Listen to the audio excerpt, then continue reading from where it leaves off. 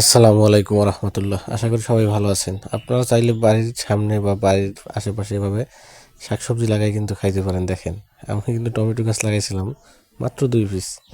তো দেখেন কি পরিমাণে টমেটো হয়েছে এখানে, দেখছেন?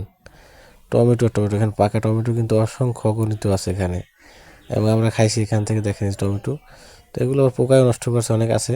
তো 2 পিস, মাত্র 2 পিস টমেটো গাছ থেকে যে কি পরিমাণ টমেটো আসছে সেটা আসলে চিন্তাও করতে পারবেন না।